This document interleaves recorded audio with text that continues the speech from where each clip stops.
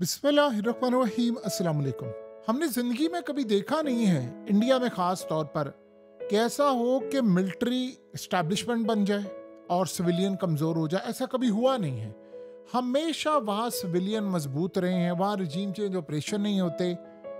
लेकिन इस दफ़ा मामला बिगड़ गया है, क्योंकि पहली मर्तबा इंडिया में ऐसा हुआ है कि इंडिया की क़यादत ने सुपर पावर अमेरिका और दुनिया की बड़ी इस्टेब्लिशमेंट से टक्कर ले ली है। अब मामला बिगड़ गया है। अब ज़रा स्नैरियो देखिए क्या हुआ ये है कि एससीओ की मीटिंग हुई, मोदी वहाँ पर गया। सारे मीडिया चैनल्स को कह दिया गया कि आपने चाइना के खिलाफ रिपोर्टिंग नहीं करनी, ना बॉर्डर की बात करनी है, ना ऑपरेशन की बात करनी है, कुछ भी नहीं।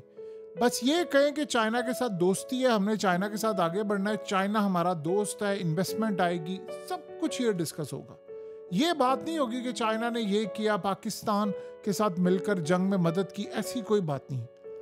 और मोदी जब गया, उसने शी जिनपिंग से मुलाकात की, तो उस मुलाकात के अंदर शी जिनपिंग ने ये बात की कि आपके साथ जो बॉर्डर के इश्यूज हैं, अब हम प्राइवेटली बैठकर इसको रिजॉल्व कर लेंगे और हमारा पहला मकसद ये है कि इंडिया और चाइना के एतमाद को बहाल करके हमें अगले लेवल पर लेकर जाना है इन सारे मामलात को, और इसमें हम अपने बॉर्डर के मसले को भी हमेशा हमेशा के लिए रिजॉल्व कर लेंगे, बड़ी खुश असलूबी के साथ। ये बात समझ आ गई, अमेरिका को हजम नहीं हुई, जाहिर सी बात है ये नहीं होनी थी।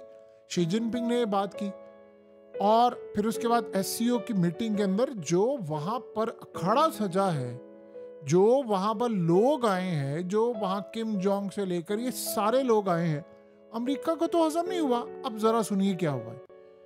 पहली मर्तबा दरार पड़ गई है इंडियन फौज में। इंडिया की इस्टेब्लिशमेंट फौज वहां नहीं है, वहां एक छोटा हिस्सा कह सकते हैं आप, सिविलियन ही मजबूत हैं, जो वो फैसला करेंगे वही होगा। वहां ना आर्मी चीफ, ना एयर चीफ, ना नेवी, ना आईबी, किसी की कोई इतनी हैसियत नहीं है कि मोदी के आगे वो ठहर सके। लेकिन अब इस दफा मामला डिफरेंट हुआ है। आप देखिए इंडिया के chief of defence staff Anil Chauhan, उससे क्या बात की है। जब मोदी को शी जिनपिंग ने कहा है कि हमने अपने इश्यूज अब मीडिया पर नहीं लाने, हम आपस में रिजॉल्व करेंगे, तो वो क्या कहता है, कहता है कि जी चाइना के जो मामलात हैं वो काफ़ी ख़राब हैं, चाइना के साथ हमारा जो बॉर्डर का इशू है वो ख़राब रहेगा, वो नहीं ठीक होगा। और उसके बाद उसने बड़ी अजीबोगरीब बात की, उसने कहा कि चैलेंज है कि जंग का मैदान बदल चुका है, अब इसमें साइबर और खलाई जंग भी होंगी। हमारे दोनों मुखालफिन, सुनिए ज़रा, उसने कहा हमारे दोनों मुखालफिन चीन और पाकिस्तान ताकतें हैं और हमेशा ये चैलेंज रहेगा, और हमें ये देखना है हमें इन दोनों के खिलाफ किस तरह का फौजी ऑपरेशन करना होगा, जंग करनी होगी, लड़ाई करनी होगी। और उसने, आप सोचें, जब ये बात उसने बड़ी क्लियरली कही है कि चाइना आज भी हमारा दुश्मन है, हम उसको दुश्मन कंसीडर करते हैं, और इनके खिलाफ ऑपरेशन कैसा होगा, लड़ाई कैसी होगी, हमें अब ये तय कर लेना चाहिए मामला। और उसने कहा कि चाइना के साथ अगर कोई ये समझ रहा है कि इशू हमारे रिजॉल्व हो जाएंगे बॉर्डर के, तो ये नहीं होंगे, यानी वो हमारे लिए खतरा है और रहेगा। अब सोचें, ये बयान तब आया है कि जब मोदी ने वहां जाकर इशू रिजॉल्व करना चाह रहा है और उधर अनिल चौहान ने बयान दिया। ये वही शख्स है जिसने सबसे पहले बयान दिया था कि हमारा एक तैयारा गिरा है, राफेल तैयारे गिरने की उसने बात की थी।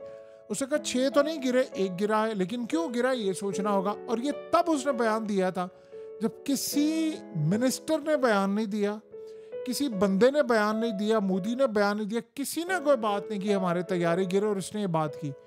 अब उसके बाद आप देखिए कि खाली ये नहीं, फौज के अंदर डिप्टी आर्मी चीफ वो भी सारे चाइना के खिलाफ ये बयान दे रहे हैं।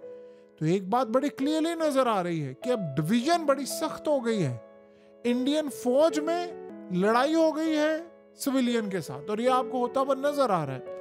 उसकी रीजन क्या है, मोदी की ग्रिप इस वक्त सिस्टम पर बड़ी कमजोर हो चुकी है। देखिए Indian rupees out of control है, वो स्टेट ऑफ बैंक जो होता है, जो रिजर्व बैंक ऑफ इंडिया जिसको हम बोलते हैं, जो मेन इनका बैंक है, वो पैसा, मोदी उसको कह रहा है, वो पैसा इंटरवीन कर रहा है, डॉलर सेल कर रहा है और रुपीस को बैलेंस करने की कोशिश कर रहा है। उसके बावजूद ऑल टाइम लो चला गया इंडियन रुपीस। उसके अलावा मोदी ने अमेरिका का विजिट कैंसिल कर दिया है, ट्रंप ने इंडिया का विजिट कैंसिल कर दिया है, और आप ये सोचें कि जब मोदी ने ये सारी बात की है तो चीफ ऑफ डिफेंस स्टाफ कह रहा है कि नहीं नहीं, चाइना तो असल में हमारा दुश्मन ही है, तो हमें उसके खिलाफ कैसी जंग करनी है, हमें फैसला करना होगा। आप इमेजिन करें वो पाकिस्तान के खिलाफ बात करता तो चले समझ आती थी, चाइना के खिलाफ। इसका मतलब है कि सिस्टम के अंदर क्लियरली दरार पड़ती हुई नजर आ रही। और दूसरा आप देखें पवन खेड़ा जो इंडियन नेशनल कांग्रेस के तर्जुमान है, क्या उसने बात की? उसने बड़ा क्लियरली ये बात कही है। उसने कहा कि अगले 8-9 हफ्ते के अंदर मोदी रिजाइन कर देगा। उसने कहा ज्यादा टाइम नहीं है। और उसने ये बात इतनी ओपनली की, उसने कहा दुनिया सबको पता है पर्दे के पीछे हो क्या रहा है। आप इनके इत्तेहादी जो हैं नीतीश कुमार और चंद्रबाबू नायडू, आप जाकर देख ले वो कर क्या रहे हैं। यानी उसने तो बड़ा क्लियरली इंडिकेट कर दिया है कि रिजीम से जो ऑपरेशन होने वाला है इंडिया के अंदर, ये मोदी जा रहा है। अब आप सोचे जरा फौज की दरार कैसे खुलकर सामने आई है। भारत एक ऐसा मुल्क है कि जिसमें फौज नहीं फैसला करती, उसमें वजीर आजम फैसला करता है। फौज ने सिर्फ ऑर्डर लेने हैं। मोदी अभी चाहिए सारे हटा दे, इन सबको हटा दे। वहां तसलसल रहता है चीजों का, वहां ये काम नहीं हो सकता। अब बीजेपी वाले क्या कह रहे हैं? वो कह रहे हैं जी 2034 तक मोदी रहेगा, उसके बाद अमित शाह आएगा। जब आपके मुल्क में ये चीजें डिस्कस होना शुरू हो जाएं कि एक तरफ ये कहा जाए कि 8-9 हफ्ते की गेम है, मोदी फारिग होने वाला है, और एक तरफ ये गेम होना शुरू हो जाए नहीं नहीं मुखालफिन का जवाब वो दें हुकूमत वाले कि नहीं ये तो 2034 में भी रहेगा। ये असल में तब होता है, ये सिनेरियो तब होता है जब वाकई कुछ खतरनाक सूरत हाल पैदा हो रही है। इंडिया में अपोजिशन कभी इस तरह की हरकतें नहीं करती कि वो डेट देना शुरू कर दे कि बस जा रहा है, ये रिजाइन करने वाला है, इसकी हुकूमत खत्म होने वाली है। देखिए मोदी पर बहुत प्रेशर है इंटरनली भी। एक तो उसकी एज हो गई है और वो चाह रहे हैं कि इसको रिप्लेस किया जाए, क्योंकि आपको पता है बीजेपी के अंदर खानदानी वो पार्टी नहीं है, वहाँ से लोग आते हैं और बन जाते हैं। तो वो ये कह रहे हैं कि ये मामला करना पड़ेगा। दूसरा देखिए बीजेपी की पॉपुलैरिटी बहुत डाउन जा रही है। मसला ये नहीं है कि डाउन हो इसलिए जा रही है, एक तो पाकिस्तान के साथ जो जंग हुई उसमें मोदी ने जो स्टैंड लिया, उसमें आपको पता है कि ट्रम्प की बात मानकर, और उसने बाद में कहा जी हमने नहीं मानी, और इसमें आज तक वो जवाब नहीं दे पाए कि आपने जंग बंद, क्योंकि अगर आप ये जीत रहे थे बकौल इंडिया के, जंग अगर आप जीत रहे हो तो आप बंद नहीं करते, जाहिर सी बात है आप तभी बंद करते जब आप हार रहे होते या फिर आपका नुकसान हो रहा होता है। 2 सिचुएशन होती हैं, यहाँ पर इंटरनेशनल प्रेशर होता है, इस तरह की सिचुएशन। तो मोदी के लिए बड़ा मसला है। फौज का चीफ ऑफ डिफेंस स्टाफ उठकर ये बयान दे दे, वजीर आजम के नहीं चाइना हमारा नया दोस्त है, वो कह नहीं चाइना दुश्मन है, तो क्लियरली नजर आ रहा है डिवीजन पैदा हो गई है।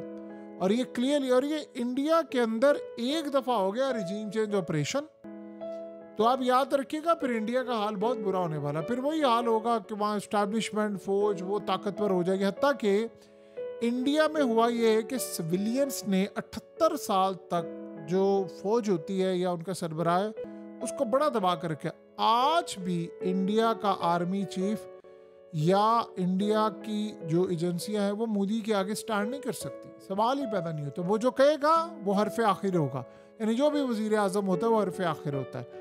वो अपनी कैपेसिटी से बढ़कर काम करने की अहलियत वहाँ है नहीं। उन्होंने किया क्या? उन्होंने कहा हमने डे फर्स्ट से यही काम किया है, इस्टेब्लिशमेंट हमेशा सिविलियन रहेगी, इस्टेब्लिशमेंट हमेशा सिविलियन रहेगी और फौज के साथ हमने उनको सर पर चढ़ाना नहीं किया। उन्होंने कहा जी हमने अपनी पॉलिसी रखी है।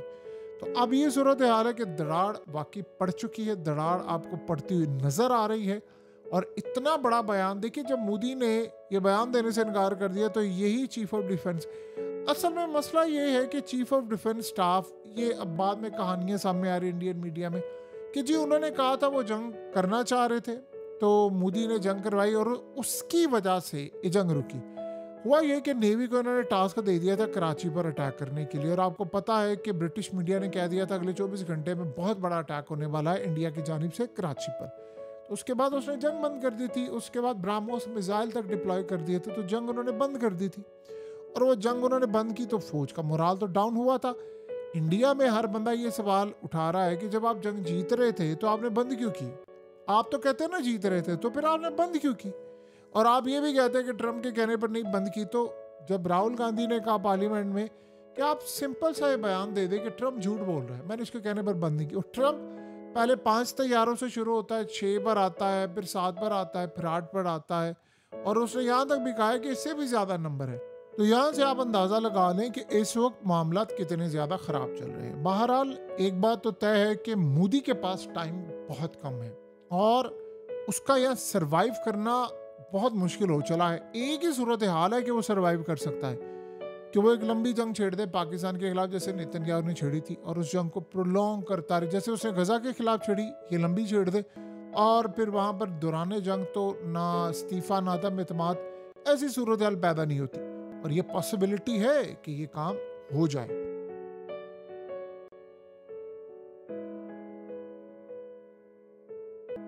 हकीकत टीवी को सब्सक्राइब करना मत भूलें, वीडियो को लाइक करें, शेयर करें और कमेंट सेक्शन में अपनी राय का इजहार ज़रूर करें।